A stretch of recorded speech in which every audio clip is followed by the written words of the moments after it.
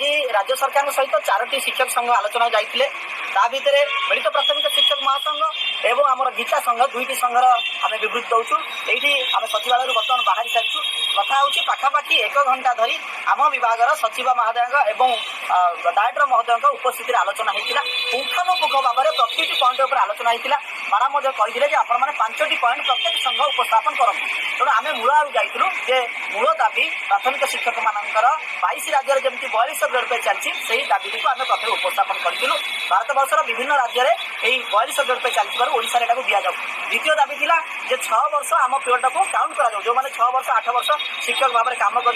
Count करा प्राथमिक शिक्षा को चुक्ति उच्छेद कर प्राथमिक विद्यालय जो हिंदी संस्कृत टीचर आम ना जो शिक्षागत समस्या अच्छी आलोचना भितर सामिल कर प्राथमिक विद्यालय जो एक्सट्रा कार्य दिया शिक्षक अणशिक्षित कार्य सामिल होती से आलोकपात कर सचिव महोदय विभिन्न कथा दूरदृष्टि रखिते मर्जर स्कूल कथा भी आसाला ये आम शिक्षादान अपेक्षा कहीं अणशिक्षक कार्य विभिन्न सामिल होती कैडर कथा भी उठीला तेणु विभिन्न कथा सहजता सह 4टी संघर कथा सरकार शुणुते गोटे निश्चित भाव में विधिवत पदक्षेप नापी आमको कथा देते आलोचना जेहतु सक्रियात्मक अच्छी यही दृष्टिकोण आम निश्चित भाव में सरकार पाखे किसी समय रखीचु यही समय भितर जब आम दाबी प्रति सकारात्मक कथा बार्ता न आसे आमको हृदय हुए बर्तमान किसी विभाग यही विषय आक्टिव होना आम आंदोलन हम इसी बसैबू इसी बसई चिंता कलापर निश्चित भाव में परवर्ती पदक्षेप आम नबू। जय जगन्नाथ। आलोचना बहुत स्वादपूर्ण भाव में सचिव महोदय शुणी शांति सभारे शुणी और से आमको कहते बहुत निकट अतीत आपण मान दाबी गुड़िक पूरण करी दाबी गुड़िक पूरण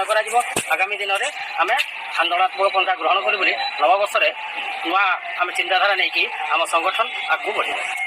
जय जगन्नाथ। गीता संगठन तरफ आम आज 3 जणिया कमिटी माननीय सचिव को भेटिलु एवं आमर जो मुख्य 2टी दाबी केंद्रीय हार वेतन आउ टीका उच्छेद करने आम माननीय गणशिक्षा सचिव को आम जनइलु आउ प्राथमिक शिक्षार समस्त समस्या समाधान केवल केंद्रीय हार में दरमा 42 ग्रेड पे यदि सरकार घोषणा करती तेज प्राथमिक शिक्षक एत वर्ग हुआ ना कि एत संगठन हुआ ना आ पूर्व जो लेवल 5A घोषणा करी नो चेंज करागला सेटारे आम पूर्ण मात्रा लेवल 5A वर्ग शिक्षक शिक्षयित्री मैंने मर्माहत होइछु तेणु सरकार लेवल 5A लेवल 5B वर्ग को काटी लेवल 4 रे समस्त को 42 ग्रेड पे फिट करंतु बोली आमे सरकार को आमे जणाइछु एहा द्वारा समस्त समस्या समाधान होई परिबो। तो संगे संगे गोटे छात तले प्राथमिक शिक्षक भाव में नियुक्त जड़े कनिष्ठ शिक्षक 11,100 पाला बेले से ही छात तले जड़े उच्च विद्यालय शिक्षक 55,578 टंका पाइबा आम प्राथमिक शिक्षक सम्मान और स्वाभिमान उपर आँच आसी तेणु ए ठिका नियुक्ति उच्छेद निश्चित भाव में हवा दरकार आम यहाँ दृढ़ भाव में उपस्थापना करूँ तत्संगे संगे यही उचित ठिका नियुक्ति को सरकार बंद करूँ बोली आम संगठन माननीय सचिवों पाखे दाबी उपस्थापना करिछि एवं आमे मध्य अपेक्षा करूँ जे ए दाबी उपर सरकार केते सकारात्मक अच्छी आमे आमर इसी मध्य आलोचना करी ए बाबद रे पदक्षेप नवाई आम स्थिर कर। जय जगन्नाथ समस्त नमस्कार। आज आमर गीता संगठन सरकार सहित आलोचना करी माननीय सचिव सहित आलोचना करी सचिव महोदय आमर सकारात्मक बार्ता देती सरकार सहित आलोचना करी आम दाबी निश्चय पूरण करेंगे। आमर मूल दाबी रही ग्रेड पे चेंज जोटा कि आम 42 ग्रेड पे दाबी करूँ आम जो 6 वर्ष कंट्राक्चुआल जाइए से 6 वर्ष को चाकरी काल में गणति कर नेशनल इंक्रीमेंट दाबी करुँ यही दाबी सरकार निश्चित भाव में सकारात्मक नहीं सचिव महोदय कहते आम अपेक्षा करूँ निश्चित भाव में सकारात्मक भाव में आम फल पाइबू जो लेवल भी टीचर मैंने पूर्व सरकार में उपकृत होती से निश्चित भाव में नूतन सरकार में उपकृत होली आम दूर आशावादी जदि आमर दाबी को पूरण न करा जाए ताले आम विकल्प चिंता जहाँकि आंदोलनात्मक चिंताधारा आम आगे आगे किपरि प्राथमिक शिक्षक मैंने अलग वर्गर शिक्षक मान सहित सामान योग्यता आधार में सामान दरमा पाला बेले 17 मसीह सरकार विधिवत भाव में जो आमर शिक्षागत योग्यता को वृद्धि कर आम मानक तार सुफल देले ना किंतु तत्क्षणात से 2017 ही पिछड़ा भाव में अन्य वर्गर हाईस्कल शिक्षक मानकर से मूल ग्रेड को परिवर्तन करदे और 2024 में आम एपर्त किसी पाइलु ना जो गत आंदोलन होता नवेम्बर 2023 परवर्ती पर्यायर जो गेजेट नोटिफिकेशन सरकार बाहर कले कैडर भित्तिक और प्रमोशन भित्तिक पोस्ट रे जो मूल ग्रेड पे गुड़िक बढ़ला से लेवल VA वर्गर कौन शिक्षक मैंने पाइले ना ତେଣୁ ଏଥିରେ ପ୍ରାୟ 70,000ରୁ ଅଧିକା ଲେବୁଲ୍ VA ବର୍ଗରେ ଥିବା ଆମ ଶିକ୍ଷକ ଭାଇ ଭଉଣୀମାନେ ଅତ୍ୟନ୍ତ ମର୍ମାହତ ଅବସ୍ଥାରେ ଅଛନ୍ତି। ତେଣୁ ଆଜିର ଯେଉଁ ଆଲୋଚନା ହୋଇଥିଲା ସେ ବିଭିନ୍ନ ପର୍ଯ୍ୟାୟରେ ଯେତେ ଯେତେ ଚିଠି ଥିଲା ତାହାର ସମ୍ପୂର୍ଣ୍ଣ ତଥ୍ୟ ସହ ଆମେ ମିଳିତ ପ୍ରାଥମିକ ଶିକ୍ଷକ ମଞ୍ଚ ତରଫରୁ ମାନନୀୟ ଗଣଶିକ୍ଷା ସଚିବଙ୍କ ସମ୍ମୁଖରେ ଉପସ୍ଥାପନ କରିଥିଲୁ। ବିଭାଗୀୟ ଅଫିସର ମାନେ ଥିଲେ, ପ୍ରାଥମିକ ଶିକ୍ଷା ନିର୍ଦ୍ଦେଶକ ମଧ୍ୟ ଥିଲେ ଏବଂ ମ୍ୟାଡ଼ାମ୍ ମଧ୍ୟ ହୃଦୟଙ୍ଗମ କଲେ ଯେ ନା ପ୍ରକୃତରେ ମୂଳ ଗେଟ୍ ବଢ଼ିବା ଉଚିତ ଏବଂ ତାର ପୁଙ୍ଖାନୁପୁଙ୍ଖ ତାଙ୍କ ସହିତ ଆଲୋଚନା ହୋଇଥିଲା। ଦ୍ୱିତୀୟ ପର୍ଯ୍ୟାୟ ଆଲୋଚନା ଆମର ଥିଲା କ୍ୟାଡର ଭିତ୍ତିକ ଆଲୋଚନା। ଯେଉଁ କ୍ୟାଡର ଭିତ୍ତିକ ଆମେ ଆଲୋଚନାର ଆମର ବିଷୟବସ୍ତୁ ଥିଲା ସରକାର 1/7/2014 ଯେଉଁ ଏଲିମେଣ୍ଟାରୀ କ୍ୟାଡର ରୁଲ୍ର ସଂଶୋଧନ କଲେ। ସେଥିରେ ରୁଲ୍ 6 ଯେଉଁ ସବ୍ ରୁଲ୍ 6 ଅଛି ସେଥିରେ ଶିକ୍ଷା ସହାୟକ ପଦଟିକୁ ଏନ୍କ୍ୟାଡର ପୋଷ୍ଟ ଭାବରେ ସରକାର ତାକୁ ରଖିଛନ୍ତି। ଅର୍ଥାତ୍ ଯେଉଁମାନେ ଶିକ୍ଷା ସହାୟକ ହେବେ ସେମାନେ ଯେଉଁ 15,107 ରିଜଲ୍ୟୁସନ୍ ଅଛି 1/8/2011 ମସିହାରେ ସରକାର ପ୍ରକାଶିତ କରିଥିଲେ ସେହି ବଳରେ ପର୍ଯ୍ୟାୟ ଭିତ୍ତିକ ଭାବରେ କନିଷ୍ଠ ଶିକ୍ଷକ ଏବଂ ପରବର୍ତ୍ତୀ ପର୍ଯ୍ୟାୟରେ ଲେବୁଲ୍ ଭି ଟିଚରରେ ସେମାନେ ନିଯୁକ୍ତି ପାଇବେ। ଯଦି 6 ବର୍ଷର ଠିକା ଅବଧି ବା 8 ବର୍ଷର ଠିକା ଅବଧି ଆମେ ପାଇଛୁ ତାହାକୁ 2014 କ୍ୟାଡର ରୁଲ୍ରେ ମାନ୍ୟତା ଦିଆଯାଇଛି। ସେହି ଆଧାରରେ ଏବଂ ଶିକ୍ଷା ଅଧିକାର ଆଇନ ଏବଂ କେନ୍ଦ୍ରୀୟ ଆଇନ ଏବଂ ରାଜ୍ୟ ଆଇନର ଯେଉଁ ବିଭିନ୍ନ ଧାରା ଉପଧାରା ଅଛି ସେହି ଆଧାରରେ ଆମେ ସଚିବ ମହୋଦୟଙ୍କ ସମ୍ମୁଖରେ ଯୁକ୍ତି ଉପସ୍ଥାପନ କରିଥିଲୁ ଏବଂ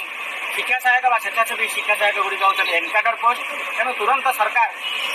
ଆମର ଯେଉଁ ଠିକାଭିତ୍ତିକ ସମୟଗୁଡ଼ିକୁ ଏନ୍କ୍ୟାଡର ପୋଷ୍ଟ ଡିକ୍ଲେୟାର କରିକି ଆମକୁ କ୍ୟାଡର ବା ଅର୍ଥାତ୍ 2014 ଠାରୁ ଆମେ ଯେବେ ସରକାର ଏକ ବିଧିବଦ୍ଧ ଭାବେ ଘୋଷଣା କଲେ ଏବଂ ନିଜେ ନିଜେ ଯେଉଁ ଶିକ୍ଷା ସହାୟକ ଏବଂ ସ୍ୱେଚ୍ଛାସେବୀ ଶିକ୍ଷା ସହାୟକମାନେ ଯେବେଠାରୁ ସେହି ଚୁକ୍ତିଭିତ୍ତିକ ନିଯୁକ୍ତିରେ ପଶିଛନ୍ତି ସେହି ଦିନଠାରୁ ସେମାନଙ୍କୁ ସର୍ଭିସର ବେନିଫିଟ୍ ଦିଆଯାଉ, ତାଙ୍କର ଇୟର୍ ଗୁଡ଼ିକ ଆଡ଼ିସନ୍ କରାଯାଉ, ଇନକ୍ରିମେଣ୍ଟ ଦିଆଯାଉ ଏବଂ ସମସ୍ତ ସୁବିଧା ସୁଯୋଗ ଦିଆଯାଉ। ତେଣୁ ଏ ଦୁଇଟା ଆମର ମୁଖ୍ୟ ଦାବି ଥିଲା ଏବଂ ଯେଉଁ ବାକି ରହିଲା ଯେଉଁ କଣ୍ଟ୍ରାକ୍ଚୁଆଲ ଆମର ଏଇ ଯେଉଁ ସ୍କିମାଟିକ୍ ଚାଲିଛି ସେ ସ୍କିମାଟିକ୍ ହେଉଛି ଯଦିଓ ଫାଇନାନ୍ସିଆଲ କନସେପ୍ଟ ହେଇପାରେ ଏଥିରେ କୌଣସି ପ୍ରକାର ସରକାର ନ କରିପାରିବାର ଏମିତି କିଛି ଯୋଜନା ନାହିଁ ଏବଂ କେନ୍ଦ୍ର ସରକାରଙ୍କର ଅଛି ଫାଇନାନ୍ସ କମିଶନର ମଧ୍ୟ ତାର ଇକ୍ୱାଲ୍ ପ୍ରୋଭିଜନ୍ ଅଛି। ସେମାନଙ୍କୁ ମଧ୍ୟ ତାଙ୍କର ଦରମା ଏବଂ ସେମାନଙ୍କୁ ନିୟମିତ ଦରମା ଦେଇକି ସେମାନେ ମଧ୍ୟ କ୍ୟାଡରଭୁକ୍ତ ହୋଇପାରିବେ ଯେହେତୁ ସେମାନେ ସମସ୍ତ ଆଇନ କାନୁନର ଏବଂ ORB ଆକ୍ଟ ଦେଇକି ସେମାନେ ଏବଂ ସିକ୍ୟୁରିଟି ଦେଇକି ଆସୁଛନ୍ତି। ତେଣୁ ଚୁକ୍ତିଭିତ୍ତିକ ଯେଉଁମାନେ ଜୁନିୟର ଟିଚର ସ୍କିମାଟିକ୍ ଅଛନ୍ତି ସେମାନଙ୍କ ପାଇଁ ଚୁକ୍ତିଭିତ୍ତିକ ଉଚ୍ଛେଦ କରାଯାଉ, ତାଙ୍କ ସର୍ଭିସକୁ ତୁରନ୍ତ କରାଯାଉ। କାରଣ 2013ରେ ସେମାନେ କଣ୍ଟ୍ରାକ୍ଚୁଆଲ ରୁଲ୍ ସରକାର ଆପଏଣ୍ଟମେଣ୍ଟ ପ୍ରଣୟନ କରିଥିଲେ। ଏବେ ଠିକା ଉଠାଇଛନ୍ତି କିନ୍ତୁ ପ୍ରାଥମିକ ଶିକ୍ଷକମାନେ ତାର ସୁଫଳ ପାଇଲେ ନାହିଁ। ପ୍ରମୁଖ ଭାବରେ ଏଇ 2-3ଟା ଦାବି ଆମର ଥିଲା ଏବଂ ଦ୍ୱିତୀୟ ପର୍ଯ୍ୟାୟରେ ଆମର ଆଲୋଚନା ପ୍ରସଙ୍ଗରେ କ୍ଲୋଜର ଓ ମର୍ଜର ଯୋଗୁଁ ଆମର 1ରୁ 5ରେ ଥିବା headmaster post primary headmaster post ଆମର ଆବଲିସ୍ କରିଯାଇଛି। 6, 7, 8 1ରୁ 8 ଅର୍ଥାତ୍ ଯେଉଁଠି ଅଛି ଯେଉଁଠି ହାଇସ୍କୁଲରେ ମର୍ଜର ହେଲା ସେଠି ଆମର ଲେବୁଲ୍ 3 ହେଡ଼ମାଷ୍ଟର ପୋଷ୍ଟ ପାଖାପାଖି 7-8 ହଜାର ପୋଷ୍ଟ ଆମେ ହରାଇ ସାରିଛୁ। ତେଣୁ ତାକୁ ଯଦି ରିଷ୍ଟୋର ନ କରାଯାଏ ତାହେଲେ କ'ଣ ହେବ ନା ପ୍ରାଥମିକ ଶିକ୍ଷକମାନେ ପ୍ରମୋସନ୍ ଲେବୁଲକୁ ଯାଇପାରିବେ ନାହିଁ ଏବଂ 8,000 ପୋଷ୍ଟ ଆମର ଜରୁରୀ ଫିଲ୍ଅପ୍ ହେବା ଦରକାର। ଦ୍ୱିତୀୟ ଜିନିଷ ହେଉଛି ଆମ 6, 7, 8ରେ ଯେଉଁ ହିନ୍ଦୀ ସାଂସ୍କୃତିକ ଲାଙ୍ଗୁଏଜ୍ କମ୍ପଲସରି ସବଜେକ୍ଟ ଗୁଡ଼ାକ ଅଛି ଆମେ ନିବେଦନ କରୁଛୁ ଯେ ମ୍ୟାଡ଼ାମ୍ ତାକୁ ସରକାରୀ ସ୍ତରରେ ଆଲୋଚନା କରିକି ତାର ଶିକ୍ଷକ କିପରି ନିଯୁକ୍ତି ହେବେ ଏବଂ ଷ୍ଟପ୍ ଗ୍ୟାପ୍ ଆରେଞ୍ଜମେଣ୍ଟ ଯେଉଁଟାକ ଅଛି ଆମେ ମଧ୍ୟ ମିଳିତ ପ୍ରାଥମିକ ଶିକ୍ଷକ ମଞ୍ଚ ତରଫରୁ ପ୍ରପୋଜାଲ୍ ଦେଇଛୁ ଯେ NCERTର ଗୋଟେ 6 ମାସିଆ ଇଣ୍ଡକ୍ସନ୍ କୋର୍ସ ଅଛି, ସାର୍ଟିଫିକେଟ୍ କୋର୍ସ ଅଛି ଫଙ୍କସନାଲ ସାଂସ୍କୃତ ଏବଂ ହିନ୍ଦୀ ଉପରେ ଆମର ଯେଉଁ 6, 7, 8ରେ ଯେଉଁ ଶିକ୍ଷକ ଭାଇ ଭଉଣୀମାନେ ଅଛନ୍ତି ସେମାନେ ମଧ୍ୟ ସେ କୋର୍ସକୁ କରିକିରି ଏବଂ ସେ ହିନ୍ଦୀ ସାଂସ୍କୃତ ପଢ଼ିବା ତାଙ୍କୁ ବିଶେଷ ଅସୁବିଧା ହେବ ନାହିଁ, ସେମାନେ ଭଲ ଭାବରେ ପଢ଼େଇ ପାରିବେ। କିନ୍ତୁ ଲାଙ୍ଗୁଏଜ୍ ଟିଚର ଯେଉଁ ଅଛି ତାହା ପୂରଣ କରିବା ଏବେ ତତ୍କ୍ଷଣାତ ସମ୍ଭବ ନୁହଁ। ସେଇଟା ପର୍ଯ୍ୟାୟ ଭିତ୍ତିକ ଭାବରେ ନିଶ୍ଚିତ ଭାବରେ ସେ ଯେଉଁ ଶାସ୍ତ୍ରୀ ଉପଶାସ୍ତ୍ରୀ ଏବଂ ହିନ୍ଦୀ ବର୍ଗର ବିଇଡ଼ି ଭାଇ ଭଉଣୀମାନେ ଯେଉଁମାନେ ଅଛନ୍ତି ତାଙ୍କୁ ବିଷୟଭିତ୍ତିକ ନିଯୁକ୍ତି ଦିଆଯାଉ ବୋଲି ଆମେ ଶିକ୍ଷକ ନିଯୁକ୍ତିରେ ଅଧିକା କରାଯାଉ। PTR ନର୍ମରେ ଯେଉଁ କଥା ଆସିଲା PTR ନର୍ମ ଯାହା ପ୍ରେଜେଣ୍ଟ RT ଆକ୍ଟରେ PTR ନର୍ମ ଅଛି ଆମର 15,395 ଯେଉଁ PIL ହେଇଥିଲା ଓଡ଼ିଶା ହାଇକୋର୍ଟରେ ସେଥିରେ ମାନ୍ୟବର ଓଡ଼ିଶା ହାଇକୋର୍ଟ ସିଧାସଳଖ ଭାବରେ ଗଣଶିକ୍ଷା ବିଭାଗକୁ ନିର୍ଦ୍ଦେଶ ଦେଇଛନ୍ତି ଯେ 25:1 ଅର୍ଥାତ୍ ପ୍ରତି 25ଟାରେ ଗୋଟିଏ ଟିଚରକୁ ଏନ୍ସ୍ୟୋର କରାଗଲେ କ'ଣ ହେବ ନା ଆମର ଅଧିକା ଶିକ୍ଷକ ନିଯୁକ୍ତି ପାଇପାରିବେ ଏବଂ ଆମର ତଳ ଲେବୁଲରେ ପୋଷ୍ଟ ବଢ଼ିବ, ଉପର ଲେବୁଲରେ ପୋଷ୍ଟ ବଢ଼ିବ ଏବଂ ପ୍ରମୋସନ ଭିତ୍ତିକ କାର୍ଯ୍ୟକ୍ରମ ଗୁଡ଼ାକ ଆଗେଇବ। ତେଣୁ ଏଇ ଯେଉଁ ପ୍ରମୁଖ ବିଷୟବିନ୍ଦୁ ଥିଲା ଏବଂ ଗଣଶିକ୍ଷା ସଚିବ ମହୋଦୟ ଏହାକୁ ଭଲ ଭାବରେ ତର୍ଜମା କରିକିରି ସରକାରଙ୍କୁ ଅବଗତ କରିବେ ଏବଂ ଅନ୍ୟାନ୍ୟ ବିଭାଗୀୟ ଅଧିକାରୀ ମଧ୍ୟ ସକାରାତ୍ମକ ଦିଗକୁ ସୂଚିତ କରିଥିଲେ। ତେଣୁ ଆମେ ଆଶାବାଦୀ ଅଛୁ ଯେ ଆମର ଏ ଯେଉଁ ମୌଳିକ ସମସ୍ୟା ଗୁଡ଼ିକ ରହିଛି ଦୀର୍ଘ ଦିନ ଧରି ଆମେ ସମସ୍ତେ ସେଥିରେ ଘାଣ୍ଟି ହେଉଛେ ତେଣୁ ତାର ସମାଧାନ ପାଇଁ ଏକ ନିର୍ଣ୍ଣାୟକ ଦିଗ ଆରମ୍ଭ ହେବ ବୋଲି ଆମେ ଏହି ମ୍ୟାଡ଼ାମକୁ ଆମେ ରିକ୍ୱେଷ୍ଟ କରିଥିଲେ ଏବଂ ତାଙ୍କର ପ୍ରୟାସରେ ଏ କାର୍ଯ୍ୟକ୍ରମ ହେଉ ଏବଂ ପ୍ରାଥମିକ ଶିକ୍ଷକ ପାଠ ପଢ଼ାନ୍ତୁ ଭଲ ଭାବରେ, ତାଙ୍କର ମୂଳଭୂତ ସମସ୍ୟା ଦୂରୀଭୂତ ହେଉ, ଯେଉଁ ଅସନ୍ତୋଷ ରହିଛି ତା ଦୂରୀଭୂତ ହେଉ, ଏହା ହିଁ ଆଜିର ଆଲୋଚନାର ବିଷୟ।